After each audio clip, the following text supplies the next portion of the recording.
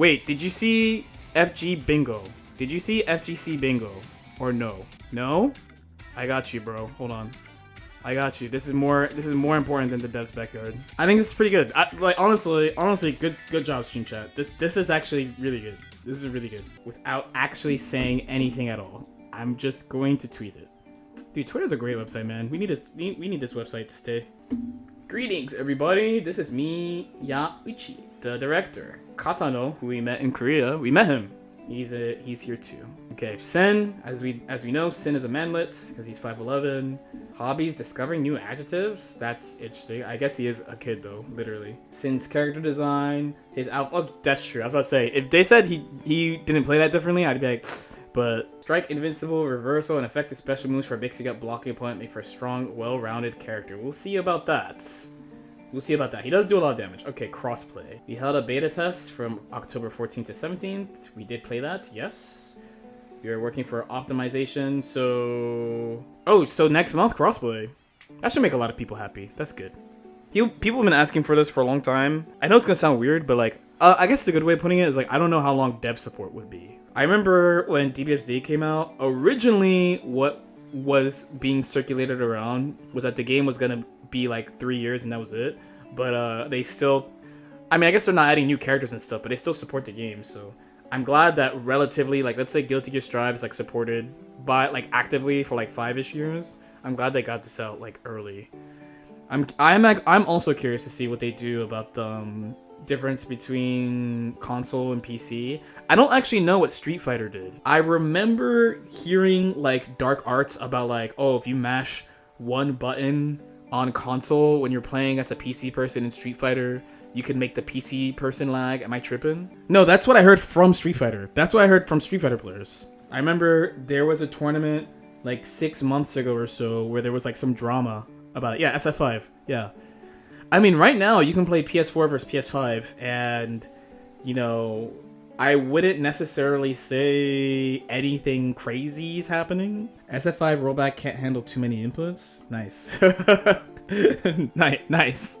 So anyway, that's coming next month. Here's the updated roadmap. So we got Bridget, we got Sin. This was a huge gap. December, crossplay update, net play update, balance patch. This is the biggest surprise. If you follow me on Twitter, you know I kept saying I thought the balance patch was going to be after Frosty. Frosty's like the middle or end of February, something like that.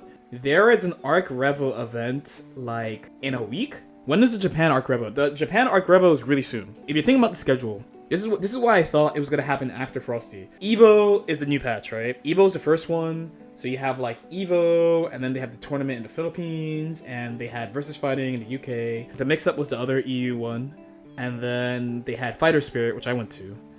So now there's only oh, and CO Taco was a qualifier, right? So I was like, oh, they'll have all the qualifiers on one patch. So they will, I don't know about the Japan qualifier, but at least one qualifier will be on the new patch, which I sort of think is not fair to the players, you know? I really just did not think they were going to do that. But also, to be fair, Frosty is in February, I think. So it's plenty of time, you know? Then new character in March. Arc Revo is in March, I want to say. They probably have the actual schedule in here. And then last character in May. Last character is a while from now. Here are some of the changes that will be made in network mode update. New feature to select, finally. I think the people who play the game hardcore know this, but there's multiple rooms because the max is 24 people, but you can't see them all. So the only way you can go to the other one is with like luck. Like you have to just keep leaving and going back in. Maybe if you watch my stream, you see me do it. New option to turn off, yeah, yes. Q&A, this is the more interesting thing. Huh? Hi, I feel the amazing music is part of the Guilty Gear DNA. Is it possible to display the title of the song playing in fights? That way our opponents and even spectators in tournaments can search for the song after. Can you please consider adding a small title above the timer? I don't like that, but they could definitely do that when the round is starting, you know? Like when it shows the two characters and stuff. Personally, I hope to create opportunities for many people to listen to Guilty Gear music. When it comes to BGM, we received requests to add a playlist feature, options to register favorites, etc. I would love, yes. Okay. They dodged it. They were very like, they were like, people asked us for all this other stuff, and we hear you, but I'm also not going to tell you anything. Does the character's fighting style make a major impact on how likely they are to make it into the roster? Characters like Aba and Nagoriyuki share similar mechanics in terms of blood management. Does that mean she is less likely to make it in with Nagoriyuki already existing? The same goes for characters like Happy Chaos and Elfelt Valentine as well. Elfelt, the forbidden one. Fighting style is not something we consider as a highly important factor when choosing additional characters. I mean, they put Sin in the game, and everyone said the reason why Sin couldn't be in the game is because Nagoriyuki's in the game. For example, both Nagoriyuki and Baiken are characters who use katana. I would have said Nagoriyuki and Sin, and not Baiken has a gun, and Nagoriyuki does not have a gun. There's that. Of course, we would consider the balance if it ended up too skewed in one direction, but that is not the basis for our plans. To put it another way, this means that every character has a chance of making it into the roster. Jam Copium. That's all I can say. Jam Copium. Tournament and event info. Let's start with the results of Arc Revo. Okay, so Rev Major, as we know, Gobo won using the enemy and Zato. He beat his teammate, actually. Okay, cool. Then CEO Taku and Nubenheimer won over Bean and Razo. Look, this top 3. At the mix-up in Lyon, Ramafal finally getting a dub. Shouts to Zondo. My man did the impossible. Winning a major of Ramafal. My man did the impossible. You love to see it. Then at Fighters... Oh, I was at this one. This was a good one, actually. This was a good one. Mochi Soul closing it.